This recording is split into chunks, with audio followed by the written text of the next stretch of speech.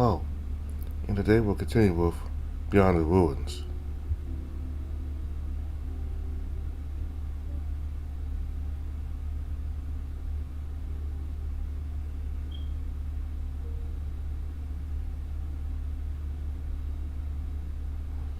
Scott first.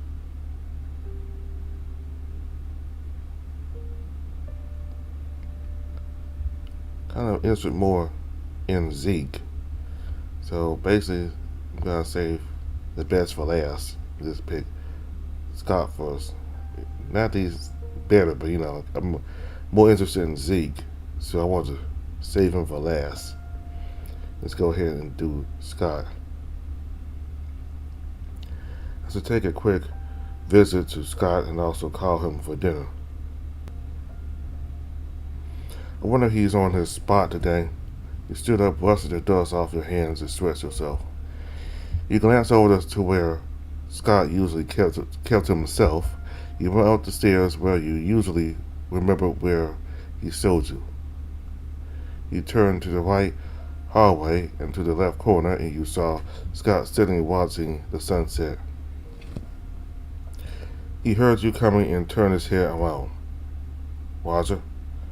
Hey, Scott, just coming to see you. Didn't expect you to come by. Come on, take a seat here. He gestured his hand in a patting motion as he brushed off the dust on the floor next to him. So how you doing up here?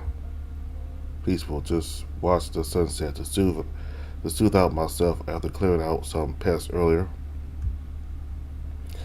Been busy with a lot of stuff. It's starting to hurt my shoulder, but I'll be alright.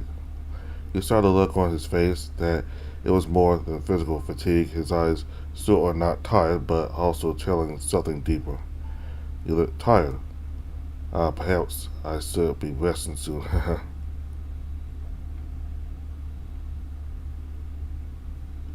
Hey, yeah? Are you feeling okay? What do you mean? I'm just tired. Is something bothering you? Oh, it's about Wilford. I'm worried if they're going to get back home. Oh. You seem to look down at yourself. What's the problem? It's just an issue between you, Zeke and Victor. Like I said yesterday, I just hope it can be resolved someday. Are you upset? Upset of what? Of that situation.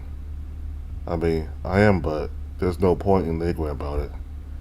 But there is a point.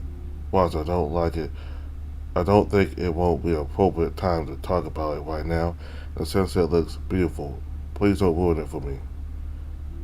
But why are you bottling up your emotions? Why do you keep brushing it off? There's nothing wrong with telling your emotions to someone.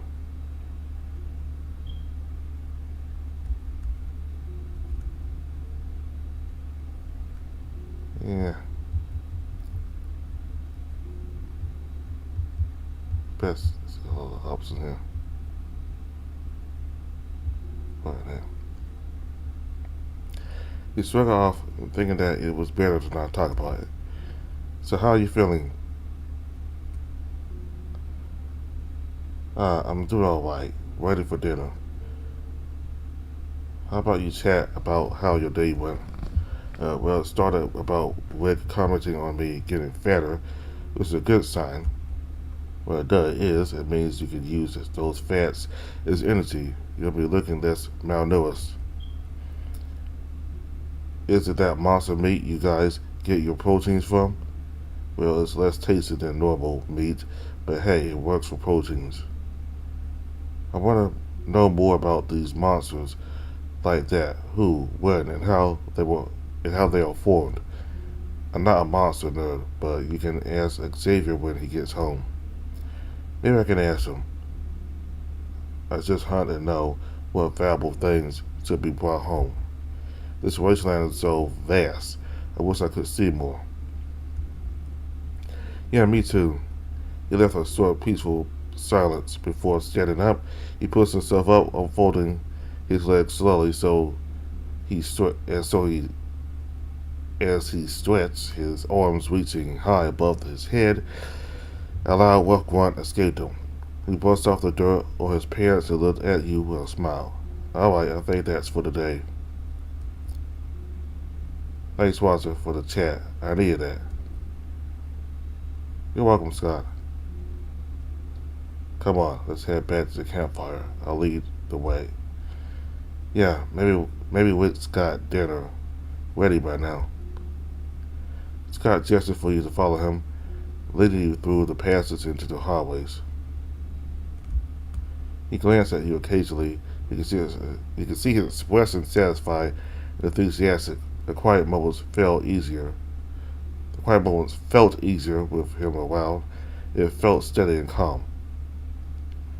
It was already evening when you two reached the hallways. The sound of the campfire crackled in the distance as warm light flickering against the walls. Up ahead, Rick sat quietly by the fire, his gaze fixed on the flames. At the sound of your footsteps, he looked up. Dinner's ready. Good timing. What's on the menu tonight? Meat potato stew. Still kinda looks boiled. Looks warm enough. That's all that matters. I need some salt to preserve the meat. Winter's coming. We'll need to stock up. Yeah, it makes sense. At least we're set for the cold. Scott sat down, arms resting on his knees as the firelight danced over his face. Winter's coming. We need to prepare food, water, and other resources. We'll see what else we can scavenge before the cold sets in. I'll chop some wood tomorrow. Boys will help when he's back. Hope they've had some luck out there. They should be back by a week. Klaus's voice rang out as he approached, his usual energy cutting through the quiet warmth of the fire. Yo, smells good in here. What are we cooking tonight? Klaus, just in time. Stew's ready. Scotty, haven't seen you all day.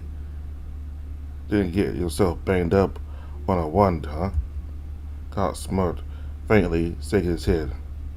Not this time. How about you? Finding anything worth sharing? I came across some parts today. Nothing crazy, but they might fit into that wig Zeke's been working on. A rifle? Thought it was already good to go. It is technically, but you know him, perfectionist when it comes to his gear. If it works, it works. Does he really need more modifications?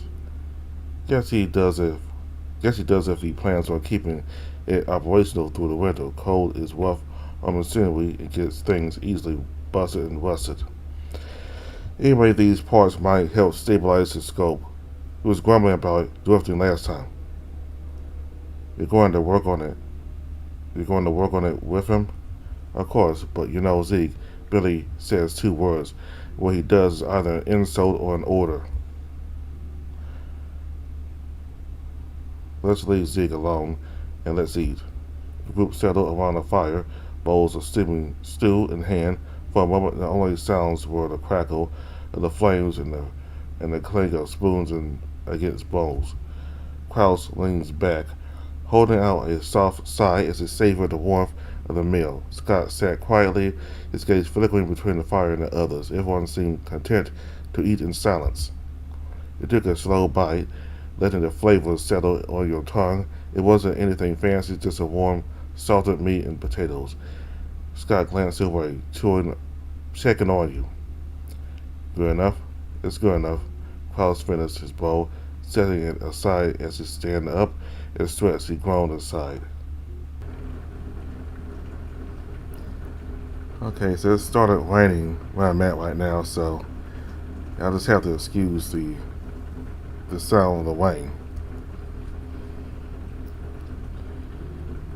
Klaus finished his bowl, setting it aside. As he stand up and stretched, he groaned inside.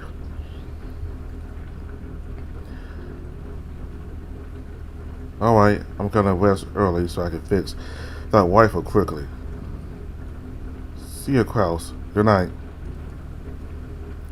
He waved off goodbye as he fades away in the dark back to his room. Eventually, you finish eating your stew and carefully set the bowl aside. Scott also finished the last of his stew, setting the empty bowl down with a soft clink. He wiped his hands on his shirt, then stood up, stretching lightly. Well, that hit a spot. Where did you get some rest? It's been a long day. You nodded, feeling the weight of the meal settle in your stomach, a small sense of comfort creeping in. The fire crackled behind you, but it was time to head to your room. Scott gave Rick a small nod as he began to walk away. See you in the morning, Rick. Take care. Get some sleep. You both strolled down the dimly lit hallways, your footsteps muffled against the dusty floors.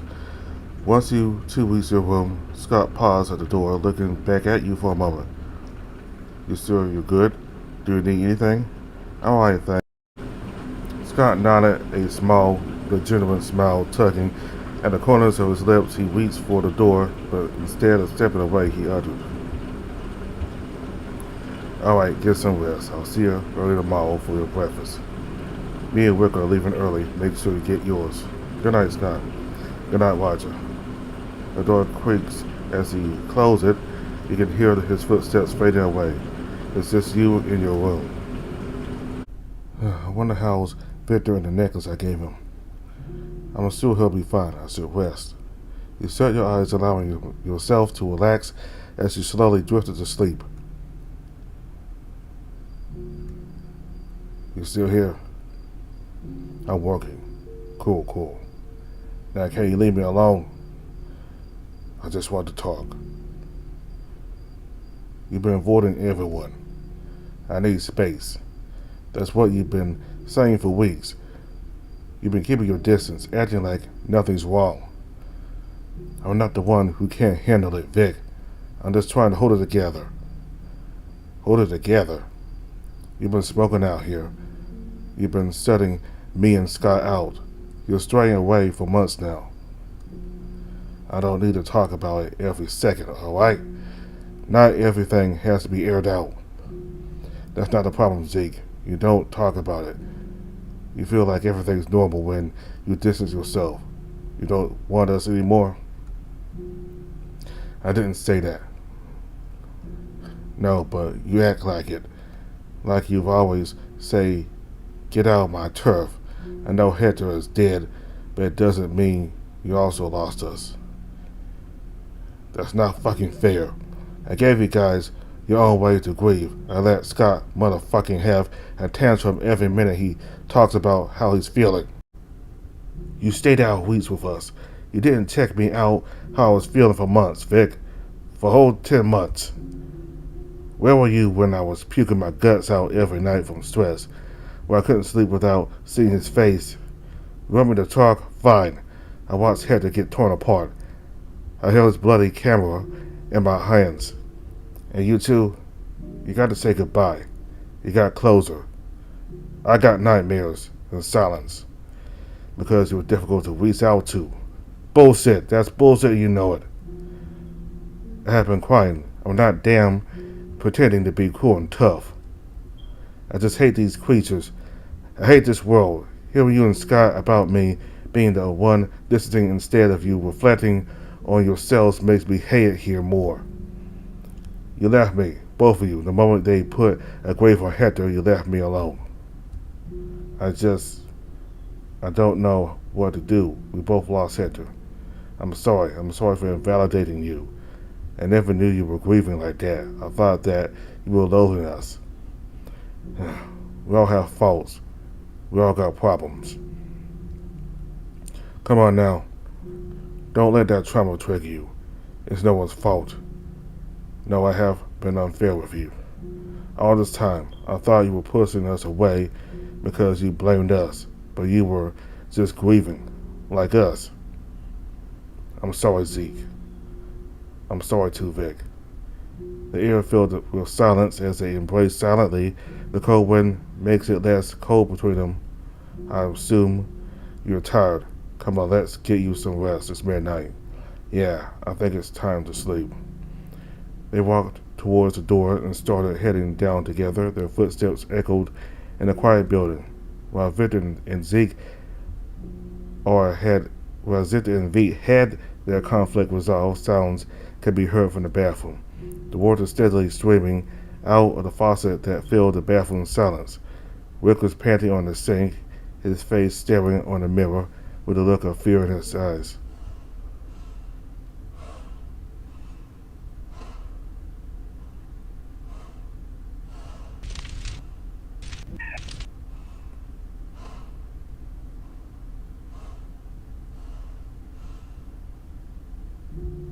He takes what seems to be a pill box. He opens it up and takes one pill before closing it. I need to get ahead of myself. He pours a cup from the tap and drinks it, slowly making him calm. Yeah. Alright, no pussy in my truck. There's only a few places to sit in. Hey, bud, you almost forgot your Polaroid. How can you take a picture without it? Wait, this feels odd. I've doing this before. But you're right. Yeah, maybe I just felt something. You're cold. Of course you didn't bring your jacket. Here, take this. All right, bud. I'll be on the other car. Me and Kraus are still packing. Rick, please don't let them on. Please don't let them go on the. It's been days since I had those same dreams. Now I just woke up with the same scenario dream. But it's different. But it's a bit different. It's been 2 weeks since I woke up from my coma. Wilfred has been gone too. The past days were nothing special since I had to rest more, like they said. It seems like I rested well enough and ready to go. You feel like you need to go somewhere you can wet on before you wet your own bed. Yep, I'm standing up. You stood up from your bed with weak, twitching legs. You hurriedly went to the bathroom. You opened the door and went straight onto the bowl. With a quick unzip, you go ahead and take your relief. Or take your relief. After you do your business, you go ahead and flush it with the stock water. Then you wash your hands and face with the same water, washing the remnants of your slumber on your eye, aka eye gunk. You look at yourself in the mirror, seeing how much you grew makes you smile. I look fatter now. Phew. Okay, soon I'll be scavenging on the wastelands. You dry off your hands with a towel before leaving the room. The past week felt like it stretched on forever. Each day blurring into the next, but at least I'm standing without wobbling now. My stomach settled too, though the quiet still gnaws at me. Wilfred's absence feels heavy, and the others seem to keep themselves busy. I feel like I need to do the same, to be useful. You smell the enticing aroma of meat frying, your stomach immediately reminding you of how little you've been eating lately. The scent guides you to the hallway where the soft crackle of a fire beckons. The campfire setup is a comforting sight. Its warm glow pushing back the morning chill. Rick is there, crouched near the fire, with a cast iron pan balanced over the flames. The sound of sizzling meat is alluring, each pop and crackle making your mouth water. Morning watcher. Oh, hello, Rick. You're just in time. Hope you're hungry. Yeah, I'm starving. Thanks, Rick. Rick grabs a plate and slides a few pieces of meat onto it before handing it over to you. The wood smells alluring. You grab a piece with your spoon. You take a bite, the flavors bursting into your mouth, warm, slightly charred, and seasoned just enough to make you smile. Rick smirks. Sitting back on his heels as he tends the pan, he watches you for a moment. I hope over time these characters get expressions. No, like Rick is smirking, but so far all we've seen of him is like this, this stoic expression. So Hopefully, later on, these characters will get expressions so you can, just see them. Because visuals can also explain the story better with visuals. You get a better idea of what's actually happening because the text doesn't always do that. Sometimes visuals help give you a better sense of the story and what's happening in the story also. Feels good to eat something decent, huh? Yeah, way better than those boiled stuff. You take another bite, savoring the taste, then you look up, noticing the silence. The usual hustle and bustle is missing today. Hey, Rick? Where are the others? Oh, they're off doing their routine. Zeke, Scott, Krause, and Victor are out scavenging the area, and Wilfred still has to come back. So, it's just us? For now, yeah. It's been quiet. You can't help but feel a little uneasy, though Rick's tone's calm. Perhaps it's normal for him. I just thought something might have happened to them. I don't know. We stay alert. We don't have to panic. You'll get used to it. But it has been days. You said in an exaggerating, sarcastic tone, which made Rick smirk at your at. Get some rest and I'll be cleaning these. You try to let it go, finishing your meal and setting your plate aside. Rick stands up, stretches and begins to clean up by the fire. You nod at him before slowly getting up yourself. You head down the hall, your footsteps echoing lightly in the quiet space. You reach your room and you close the door behind you, sitting on the mattress. It's so lonely without them. I could chat with Rick, but I don't know. He'll probably just talk about cooking and spices. You try to shake it off, but you remember that dream earlier, the one that's been haunting you for days. You lie back on the bed, stare at the cracked ceiling. The dream is still in your mind. I dreamed about preparing for a meteor shower. It felt like a deja vu, but I think I've seen it. I don't know. Might be my wobbly memory again. I don't know what it was again. It's maybe just a series of dreams that's caused by me waking up in a new world. You try to push the thought away as you rub your eyes, tired but restless. The quiet of the room doesn't help, and the silence outside seems to press in closer. I need to distract myself. I look down at myself as I look healthier than before, but something sparked in me, not in my mind but under my pants. Should I? Nah. I don't feel too excited. I wonder how they're doing. As you rest inside the building, Victor and Krause are outside searching for supplies to prepare for winter. A cold wind howls through the remnants of the empty city, carrying with it the scent of rust and dirt. Krause and Victor rummage through the wreckage. We're going to need some more clothes. Do we? Krause looks to the bodies around them, long since decayed. Their garments are no better, dirty and worn, after endless exposure to the elements. Krause stops walking, his gaze boring into Victor. Victor sighs. We got some expressions here.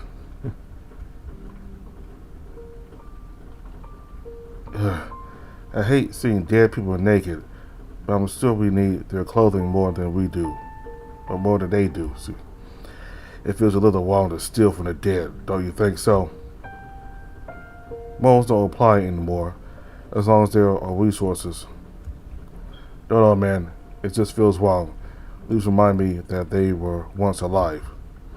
Can't blame you. It kind of reminds me of Roger when I first saw him. No time to doze out here, come on. Roger must be waiting for us. Yeah. They return back to the shelter, gathering scrap metals and what resources they can grab along the way. While they were returning, they stumbled upon some cameras, old rusted but still one piece. Hey, look, there's this old camera I saw. This one doesn't look like it's made here. Maybe it's imported, or someone from another country came here and lost it. Let's get it home. The path was littered with debris and remnants of buildings. Victor scans the ground for anything that might be useful while Kraus trailed behind. You were drifting into a light sleep when suddenly a sharp clanking of metal made you awake. My ears heard footsteps and voices. I pushed myself up, rubbing my eyes, and stumbled toward the hallway.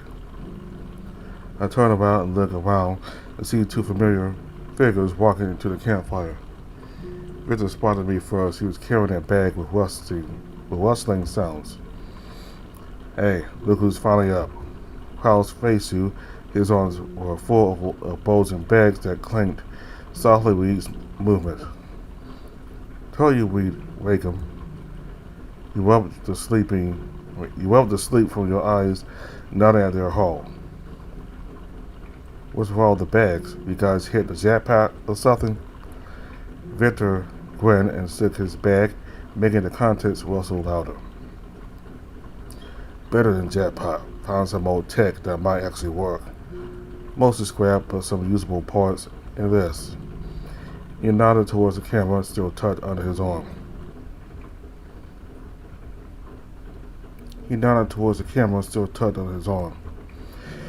Your eyes focused on the camera. Despite its rusted edges and cracked lens, the main body looked surprisingly intact. Hey, that camera, does it still function? Victor's eyebrows shot up as he exchanged a glance with Kraus. Didn't even think to check. You think there might be photos? Kraus carefully examined the camera from under his arm, turning it over in his hands. It may have photos if the system didn't rust it out completely. I'll check out on it later. For now, I should be storing these medals. Will they add to our load? That's a good question. The crates we already have, I think we should leave some of the items, or hope that we can scavenge some more gasoline. Should be on our scavenge list tomorrow. But now, I think I should rest. Yeah, you should. I'll be tinkering with these items. Kraus picks up the bags and carries it to his workshop. Just kidding. I'm not actually tired. I just don't want to deal with Kraus's duties. So you got time to hang out? I'm bored for sure. What you plan to? Some casual talks. Maybe we can have some stew. Nothing special, just something to get to know each other. Oh, I guess we can sell some stew. Speaking of stew, I haven't seen Wick lately. He said something about checking the perimeter. Should have been back by now, though. I wonder what happened to him. He'll be fine. Rick is a big man. He can handle it. I hope so. I do remember Scott and Zeke were out too. They should also be back by now. Scott and Zeke are on the food hunt. Maybe the meat they catch was too big. Maybe. Maybe a carrot stew will clear your mind off. Victor went to open the crate. Glasses and metals clanged together as he pulls out the ingredients. I got carrots, some bay leaves, and maybe salt. Nothing exciting, but let's see if the flavor changes. He went to grab a pot, wood, and a knife with him and bring them all to the unlit campfire. He sat down and started making a fire from scratch. He made some tinder and started sparking by scraping his knife on the wood. Soon, a fire lights up on the tinder. He starts piling up wood to the fire. He places down the pot on a stand beneath the fire. He then grabbed a water bottle and poured it into the pot. I didn't know you can cook. Almost everyone can cook. It's a necessity. Just that Wick does it much better. Plus, he wakes up earlier than us.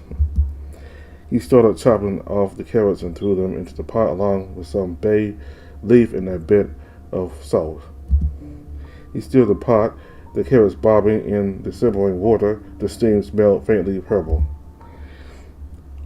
You know, my mom always makes this carrot soup with eggs and meat every winter. I kind of miss her.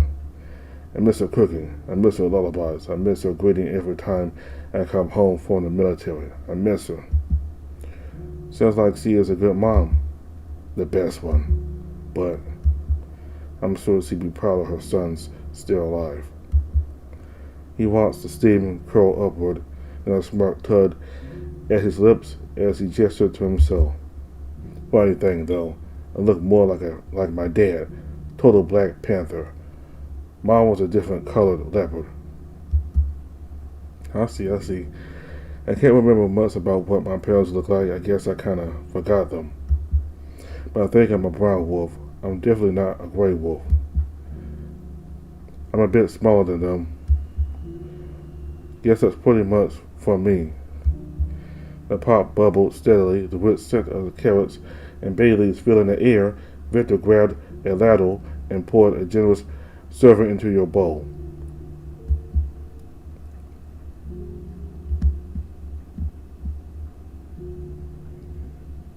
BOWL.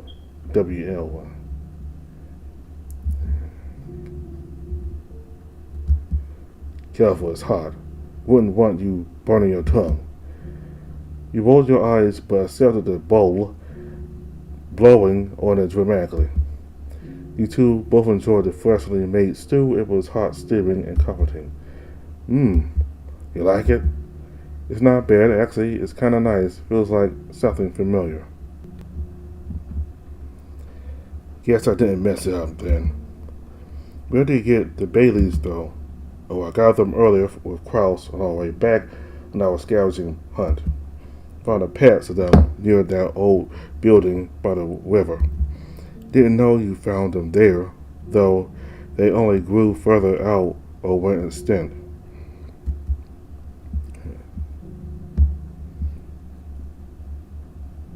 Though a thought.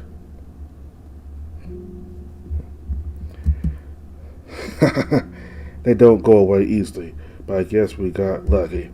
Do you think we'll ever find anything really valuable, like, I don't know, a stash of canned goods or something? I won't get my hopes up too high, though.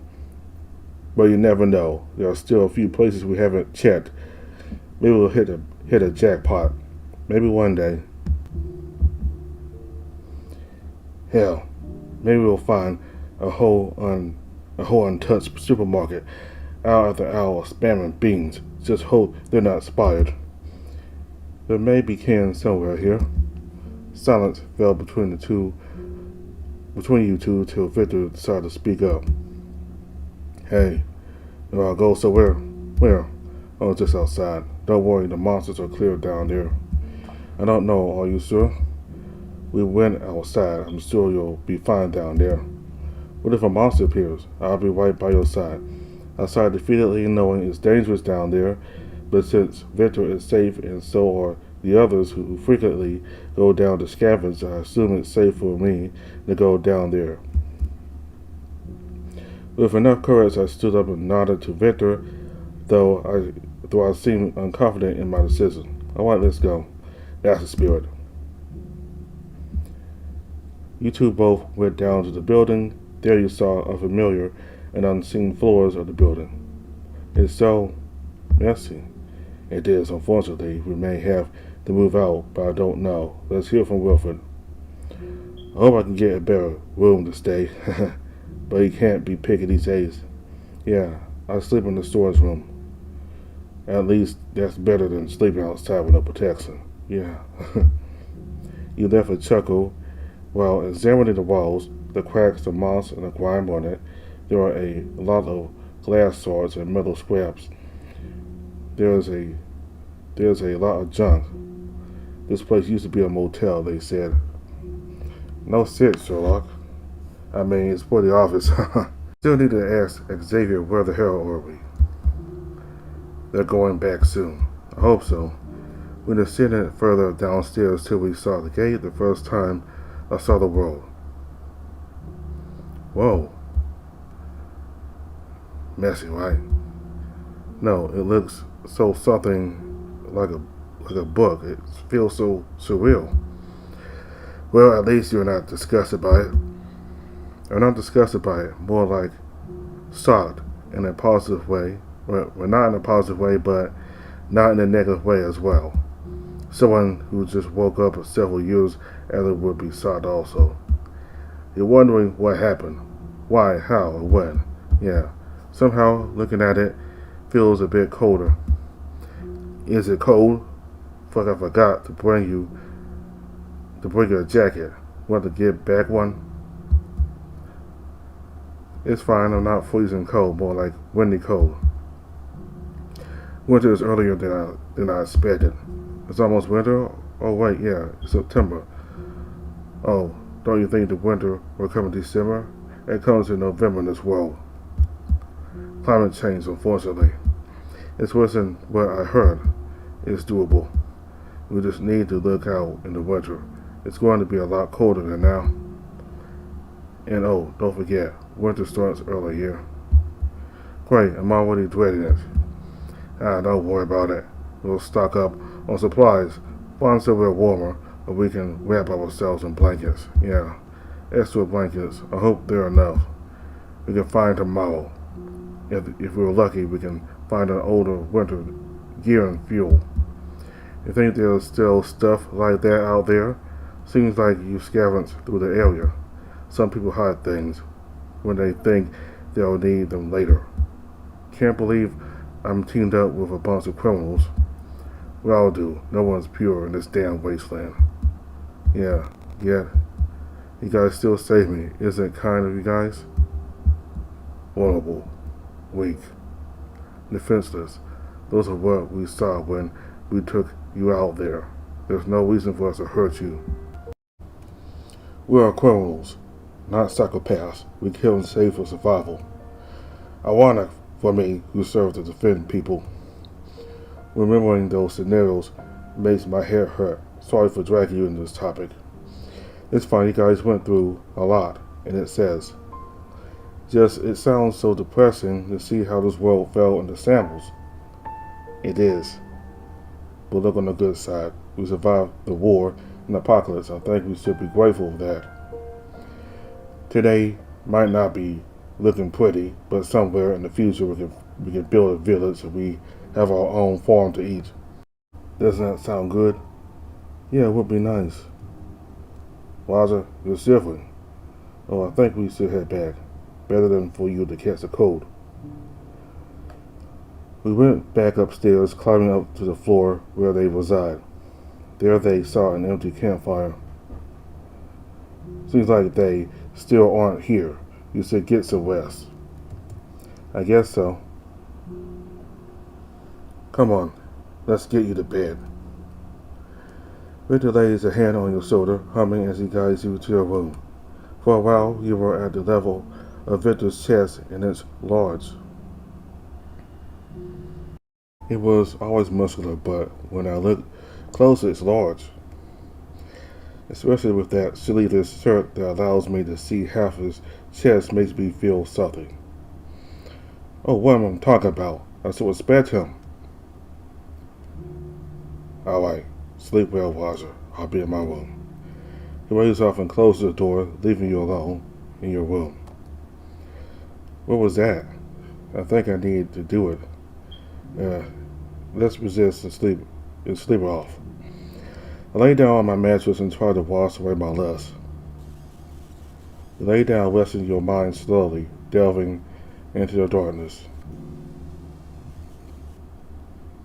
I guess I'm going to stop right here. We'll see Zeke and Scott next time.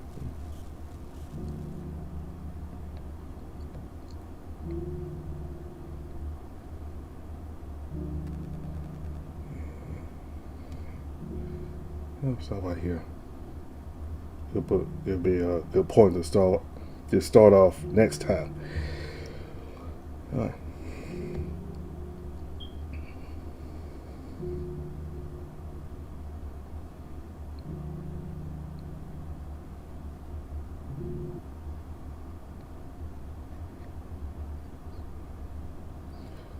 All right, so got to see the outside some more, and I knew that the MC Roger was going to be affected by the fact that all the men here are big and muscular, and most of them wear tank tops with chains on. So, yeah, with him, how he reacted to being by Victor's chest. Yeah.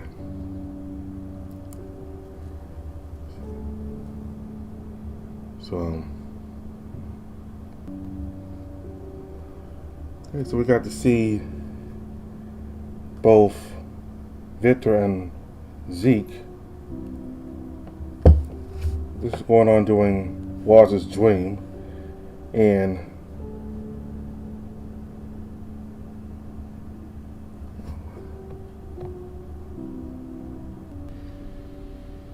Victor and Zeke, so they're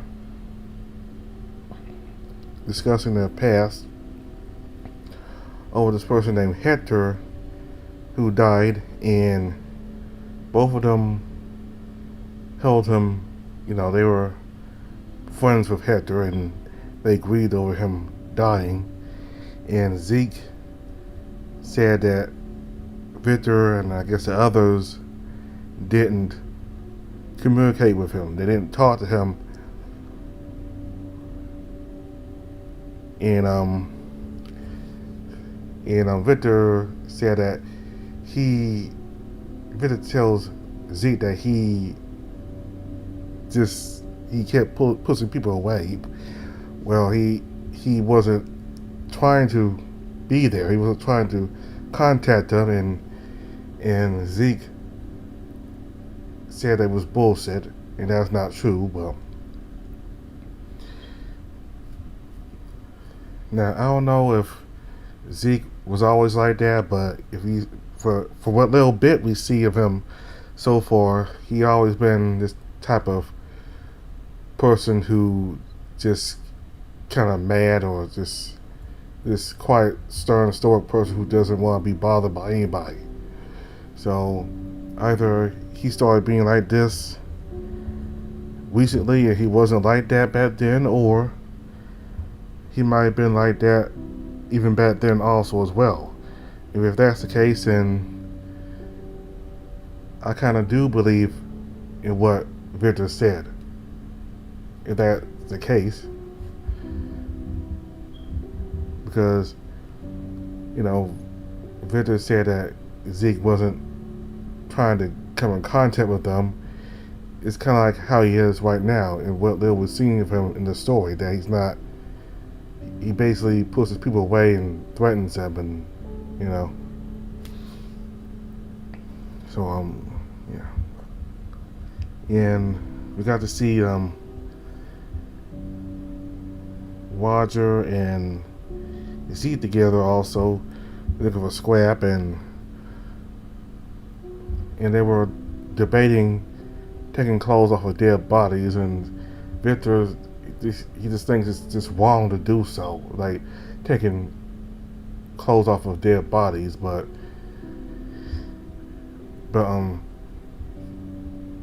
Scott, anyway, not Scott, but yeah, he's out with Kraus. Okay, he's out with I forgot who was out there with, but I think anyway, I think it was Kraus. Kraus said that he was more pragmatic. He said that it's a whole different world, and society has fallen. It's a different world now, and you can't go by the morals of his society. You can't go by the morals of a society, because society has fallen, and you gotta do what you got to do to survive. So I guess they end up agreeing to take the clothes off the dead bodies. So yeah.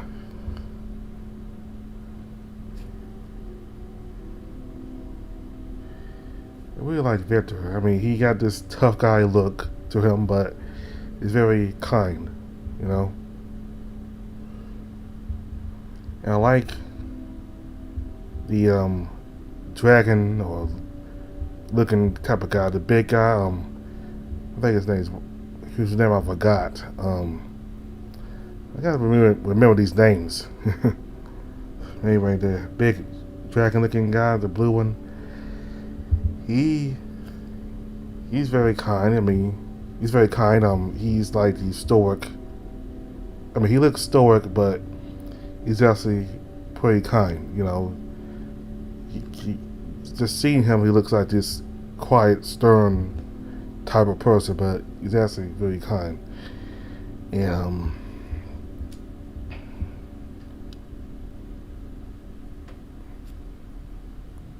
yeah, so got to see a little bit of Zeke's past. So hopefully before this update is over, we'll see more of Zeke, because we really haven't seen him besides those those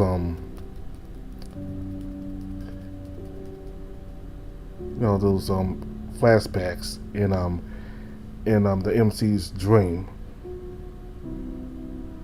So so I know he's away right now, but hopefully he'll come back and we'll get to see him again.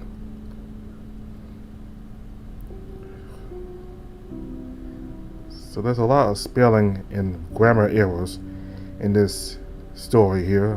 Hopefully the creator will look back and correct them, because it seems like these grammar errors trip me off.